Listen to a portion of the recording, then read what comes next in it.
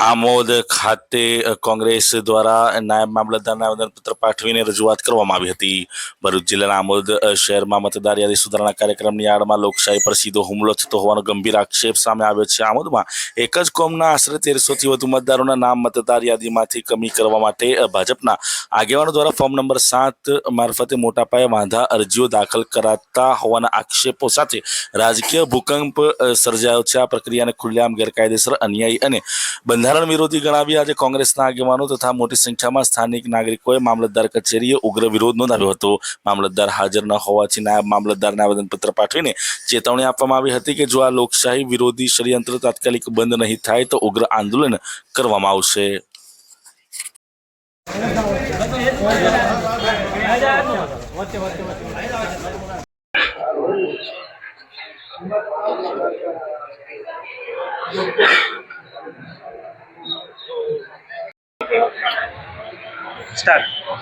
ભરૂચ જિલ્લામાં આજે આમોદ નગર રોડ પર છે. આમોદ નગરના લોકો સાથે આજે મામલતદાર ઓફિસે અમે રજૂઆત કરી છે, અમારું આવેદન પાઠવેલું છે. આમોદ નગરમાં આજે વાત કરું, ભરૂચ જિલ્લાની સમગ્ર 5 વિધાનસભા વાત કરું તો કાલે વાંધો ઉઠાવવાનો છેલ્લી તારીખ હતી 18 તારીખ. તો નંબર 7નું ફોર્મ ભરીને ભારતીય જનતા પાર્ટી બોખલાઈ ગઈ છે. ભારતીય જનતા પાર્ટીના ચૂંટાયેલા પ્રતિનિધિઓ, ધારાસભ્યો બિલકુલ બોખલાઈ ગયેલા. ત્યારે એવો એક ખોટી રીતે કાલે હજારોની સંખ્યામાં ભરૂચ જિલ્લામાં દરેક વિધાનસભાવાર આંકડો આવશે, હમણાં દરેક વિધાનસભાવાર એ લોકોએ વાંધો લીધેલો છે.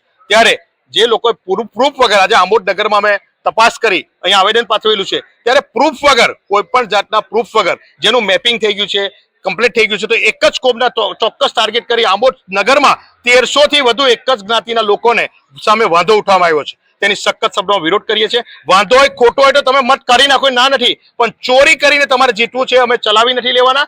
અને જેની સામે આ ખોટી રીતે વાંધો લીધેલો છે, જેને ખોટું પ્રૂફ વગર કરેલું છે, જેનું નામ લીધે છે અંદર, એની અમે ગુનો બને છે, એની અમે એફઆરઆઈ કરવાની છે, અમે નોંધ આપેલી છે અને એની અમે એફઆરઆઈ અમે કરીને રહીશું. ખોટી રીતે સુપ્રીમ કોર્ટ સુધી લડીશું, કોઈ સંજોગોમાં એક પણ મત નહીં કરવા નહીં દે. જે અધિકારી ભારતીય જનતા પાર્ટીના ઈશારે કામ કરે છે એ ચમરબંધી હશે, એને પણ અમે છોડવાના નથી. વાંધો ઉઠાવનાર કોણ છે એની અમે યાદી બૂથ વાઇઝ માંગી છે. બૂથ વાઇઝ યાદી આવ્યા પછી એ અમે અમારી પછી જણાવીશું. મારું નામ અફસાના છે. શું લેવા આવ્યા છે અહીંયા? અમને ખોટી રીતે હેરાન કરવામાં આવે છે, એ માટે અમે અહીંયા આવ્યા છે. કેવું હેરાન કરે?